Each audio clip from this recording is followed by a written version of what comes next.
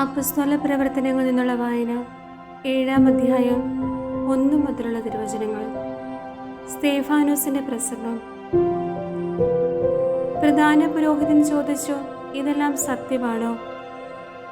അവൻ പ്രതിവചിച്ചു, സഹോദരരെ, പിതാക്കന്മാരെ, കേട്ടുകൊള്ളുവിൻ.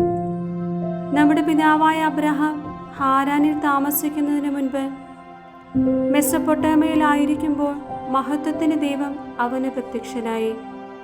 അവനോട് പറഞ്ഞു, നിന്റെ നാട്ടിൽ നിന്നും ബന്ധുക്കളിൽ നിന്നും നീ പുറപ്പെട്ട് ഞാൻ കാണിച്ചു തരുന്ന ദേശത്തേക്ക് പോവുക. അവൻ കൽദായ ദേശത്ത് നിന്ന് പുറപ്പെട്ട് ഹാരാനിൽ താമസമാക്കി. പിതാവിന്റെ മരണശേഷം അവിടെ നിന്ന് നിങ്ങളിപ്പോൾ വസിക്കുന്ന ഈ ദേശത്തേക്ക് ദൈവം അവനെ കൊണ്ടുവന്നു.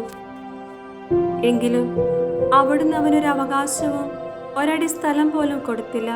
എന്നാൽ ഈ ദേശം അവനും പിൻതലമുറയ്ക്കും അവകാശമായി നൽകുമെന്ന് അവന് സന്താനമില്ലാതിരിക്കുമ്പോൾ തന്നെ അവിടുന്ന് വാഗ്ദാനം ചെയ്തു. അവന്റെ സന്താനങ്ങൾ മറ്റുള്ളവരുടെ ദേശത്ത് പ്രവാസികളായിരിക്കുമെന്നും അവരെ വിദേശികൾ 400 വർഷത്തേക്ക് അടിമകളാക്കി പീഡിപ്പിക്കുമെന്നും ദൈവം പറഞ്ഞു. ദൈവം വീണ്ടും പറഞ്ഞു, അവർ സേവിക്കുന്ന ജനതയെ ഞാൻ വിധിക്കും. അതിനുശേഷം അവർ പുറപ്പെട്ട് ഈ സ്ഥലത്ത് വന്ന് എന്നെ ആരാധിക്കുകയും ചെയ്യും. പിന്നെ അവിടുന്ന് അവനുമായി പരിച്ഛേദനത്തിന്റെ ഉടമ്പടി ചെയ്തു. അബ്രഹാത്തിൽ നിന്ന് ഇസഹാക്ക് ജനിച്ചു. 8-ാം ദിവസം അവനെ പരിച്ഛേദനം ചെയ്തു. ഇസഹാക്കിൽ നിന്ന് യാക്കോബും യാക്കോബിൽ നിന്ന് 12 ഗോത്രപിതാക്കന്മാരും ജനിച്ചു. ഈ ഗോത്രപിതാക്കന്മാർ അസൂയ കൊണ്ട് ജോസഫിനെ ഈജിപ്തുകാർക്ക് വിറ്റു. എന്നാൽ ദൈവം അവനോടുകൂടി ഉണ്ടായിരുന്നു. അവിടുന്ന് അവനെ എല്ലാ ദുരിതങ്ങളിൽ നിന്നും സംരക്ഷിച്ചു. ഈജിപ്തിലെ രാജാവായ ഫറവോയുടെ മുമ്പിൽ അവനെ സമ്മതനും ജ്ഞാനിയുമാക്കി. രാജാവ് അവനെ ഈജിപ്തിന്റെയും തന്റെ ഭവനം മുഴുവന്റെ മേൽ ഭരണാധികാരിയായി നിയമിച്ചു. അങ്ങനെയിരിക്കെ ഈജിപ്തിലും കാനാനിലും ക്ഷാമവും വലിയ കഷ്ടതയും ഉണ്ടായി. നമ്മുടെ പിതാക്കന്മാർക്ക് ഭക്ഷണ സാധനങ്ങൾ ഇല്ലാതെ വന്നു. ഈജിപ്തിൽ ധാന്യമുണ്ടെന്ന് കേട്ട് യാക്കോബ് നമ്മുടെ പിതാക്കന്മാരെ അങ്ങോട്ട് അയച്ചു. അവർ 2-ാം പ്രാവശ്യം ചെന്നപ്പോൾ ജോസഫ് സഹോദരന്മാർക്ക് തന്നെ വെളിപ്പെടുത്തി. ജോസഫിന്റെ കുടുംബത്തെക്കുറിച്ച് ഫറവോയും മനസ്സിലാക്കി.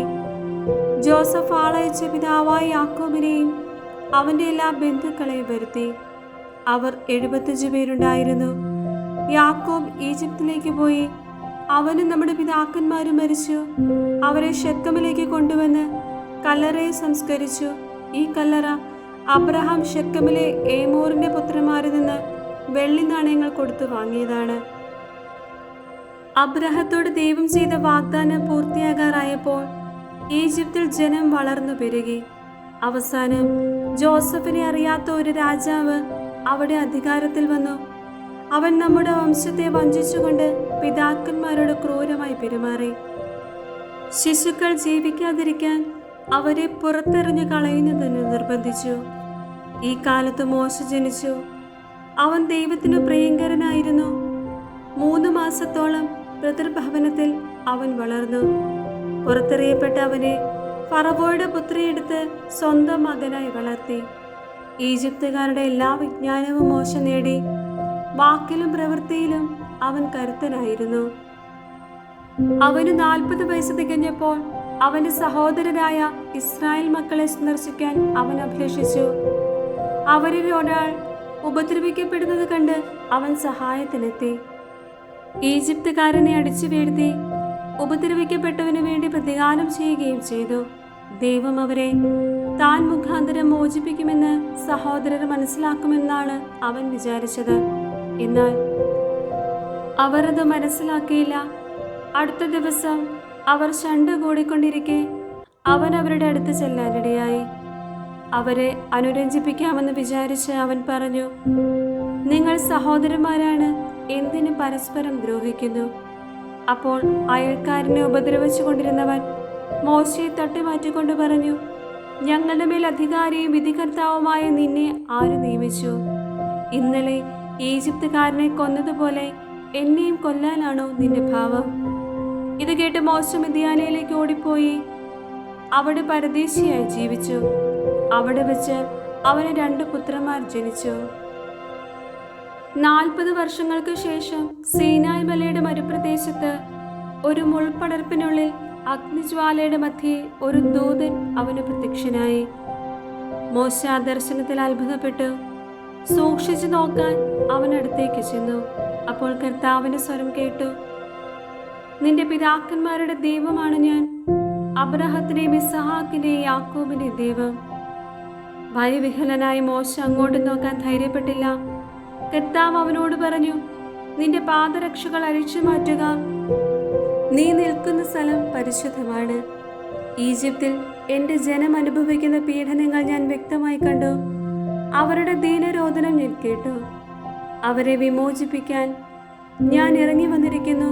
വരൂ, നിന്നെ ഞാൻ ഈജിപ്തിലേക്ക് അയക്കും. ഞങ്ങളുടെ മേൽ അധികാരി വിധികർത്താവുമായി നിന്നെ ആര് നിയമിച്ചു എന്ന് പറഞ്ഞ് അവർ നിരാകരിച്ച മോശയെ തന്നെ മുൾപടർപ്പിൽ പ്രത്യക്ഷനായ ദൂതൻ വഴി ദൈവം അവരുടെ അധികാരിയും വിമോചകനുമാക്കി അയച്ചു. ഈജിപ്തിലും ചെങ്കടലിലും 40 വർഷം മരുഭൂമിയിലും അത്ഭുതങ്ങളും അടയാളങ്ങളും പ്രവർത്തിച്ചുകൊണ്ട് അവൻ അവരെ നയിച്ചു. ദൈവം നിങ്ങളുടെ സഹോദരനിൽ നിന്ന് എന്നെപ്പോലെ ഒരു പ്രവാചകനെ നിങ്ങൾക്കായി ഉയർത്തുമെന്ന് ഇസ്രായേൽ മക്കളോട് പ്രഖ്യാപിച്ചത് ഈ മോശയാണ്. സീനായ് മലയിൽ വെച്ച് തന്നോട് സംസാരിച്ച ദൂതനോട് നമ്മുടെ പിതാക്കന്മാരോടും കൂടെ മരുഭൂമിയിലെ സംഘത്തിലായിരുന്നവനും നിങ്ങൾക്ക് നൽകാനായി ജീവവചസ്സുകൾ സ്വീകരിച്ചവനും ഇവനാണ്. നമ്മുടെ പിതാക്കന്മാർ അവനെ അനുസരിച്ചില്ല. അവർ അവരെ നിരാകരിക്കുകയും ഉള്ളുകൊണ്ട് ഈജിപ്തിലേക്ക് തിരിയുകയും ചെയ്തു. അവർ അഹറോനോട് ആവശ്യപ്പെട്ടു, ഞങ്ങളെ നയിക്കാൻ ദേവന്മാരെ നിർമ്മിച്ചു തരിക. ഞങ്ങളെ ഈജിപ്തിൽ നിന്ന് നയിച്ചു കൊണ്ടുവന്ന മോശയുണ്ടല്ലോ, അവൻ എന്ത് സംഭവിച്ചുവെന്ന് അറിഞ്ഞുകൂടാ. അവർ ആ ദിവസങ്ങളിൽ ഒരു കാളക്കുട്ടിയെ നിർമ്മിച്ച് ആ വിഗ്രഹത്തിന് ബലിയർപ്പിച്ചു. സ്വന്തം കരവേലകളിൽ അവർ ആഹ്ലാദ പ്രകടനം നടത്തി. ദൈവം അവരിൽ നിന്ന് മുഖം തിരിക്കുകയും ആകാശശക്തികളെ ആരാധിക്കാൻ അവരെ കൈവെടിയുകയും ചെയ്തു. പ്രവാചകന്മാരുടെ പുസ്തകത്തിൽ ഇപ്രകാരം രേഖപ്പെടുത്തിയിരിക്കുന്നു, ഇസ്രായേൽ ഭവനമേ, 40 വർഷം മരുഭൂമിയിൽ നിങ്ങൾ എനിക്ക് ബലിമൃഗങ്ങളെ നൽകുകയോ ബലികൾ അർപ്പിക്കുകയോ ചെയ്തിട്ടുണ്ടോ? ആരാധിക്കാനായി നിങ്ങൾ നിർമ്മിച്ച ബിംബങ്ങളായ മൊളോക്കിന്റെ കൂടാരവും റോംഫാദേവന്റെ നക്ഷത്രവും നിങ്ങൾ ചുമന്നുകൊണ്ട് നടന്നു. ബാബിലോണിനും അപ്പുറത്തേക്ക് നിങ്ങളെ ഞാൻ നാടുകടത്തും.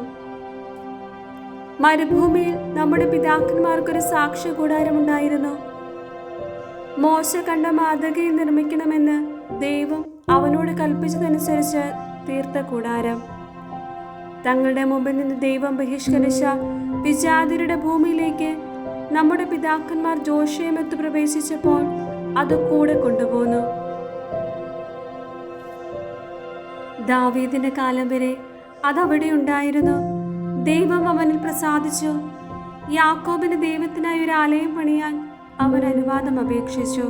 എങ്കിലും സോളമനാണ് അവിടുത്തേക്ക് ആലയം പണിയിച്ചത്.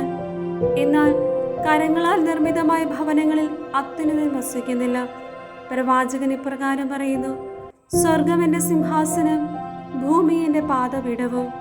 കർത്താവ് അരുളി ചെയ്യുന്നു, ഏതുതരം ഭവനം നിങ്ങൾ എനിക്ക് വേണ്ടി നിർമ്മിക്കും? ഏതാണ് എൻ്റെ വിശ്രമസ്ഥലം? ഇവയെല്ലാം എൻ്റെ കരവേലകൾ തന്നെയല്ലേ? മർക്കിടമുഷ്ടിക്കാരെ, ഹൃദയത്തിലും കാതുകളിലും അപരിച്ഛേദിതരെ, നിങ്ങൾ എല്ലായ്പ്പോഴും പരിശുദ്ധാത്മാവിനോട് മല്ലടിക്കുന്നു. നിങ്ങളുടെ പിതാക്കന്മാരെ പോലെ തന്നെയാണ് നിങ്ങളും. ഏത് പ്രവാചകനുണ്ട് നിങ്ങളുടെ പിതാക്കന്മാർ പീഡിപ്പിക്കാത്തതായി? നീതിമാനായവന്റെ ആഗമനം മുൻകൂട്ടി അറിയിച്ചവരെ അവർ കൊലപ്പെടുത്തി. നിങ്ങൾ അവനെ ഒറ്റുകൊടുക്കുകയും വധിക്കുകയും ചെയ്തു. നിങ്ങൾക്ക് ദേവദൂതന്മാരിലൂടെ നിയമം ലഭിച്ചു, എങ്കിലും നിങ്ങളത് പാലിച്ചില്ല. സ്തേഫാനോസിനെ വധിക്കുന്നു. അവർ ഇത് കേട്ടപ്പോൾ അവന്റെ നേരെ കോപാക്രാന്തരായി പല്ലുകടിച്ചു. എന്നാൽ അവൻ പരിശുദ്ധാത്മാവിനാൽ നിറഞ്ഞ് സ്വർഗത്തിലേക്ക് നോക്കി ദൈവത്തിന്റെ മഹത്വം ദർശിച്ചു. ദൈവത്തിന്റെ വലതുഭാഗത്ത് യേശു നിൽക്കുന്നതും കണ്ടു. അവൻ പറഞ്ഞു, ഇതാ സ്വർഗം തുറന്നിരിക്കുന്നതും മനുഷ്യപുത്രൻ ദൈവത്തിന്റെ വലതുഭാഗത്ത് നിൽക്കുന്നതും ഞാൻ കാണുന്നു. അവർ ഉച്ചത്തിൽ ആക്രോശിച്ചുകൊണ്ട് ചെവി പൊത്തുകയും അവന്റെ നേരെ ഒന്നാകെ പാഞ്ഞെടുക്കുകയും ചെയ്തു. അവർ അവനെ നഗരത്തിന് പുറത്താക്കി കല്ലെറിഞ്ഞു. സാക്ഷികൾ തങ്ങളുടെ വസ്ത്രങ്ങൾ സാവൂൾ എന്ന യുവാവിന്റെ കാൽക്കൽ അഴിച്ചുവെച്ചു. അനന്തരം അവർ സ്തേഫാനോസിനെ കല്ലെറിഞ്ഞു. അപ്പോൾ അവൻ പ്രാർത്ഥിച്ചു, കർത്താവായ യേശുവേ, എന്റെ ആത്മാവിനെ കൈക്കൊള്ളണമേ. അവർ മുട്ടുകുത്തി വലിയ സ്വരത്തിൽ അപേക്ഷിച്ചു, കർത്താവേ, ഈ പാപം അവരുടെ മേൽ ആരോപിക്കരുത്. ഇത് പറഞ്ഞ് അവൻ മരണനിദ്ര പ്രാപിച്ചു.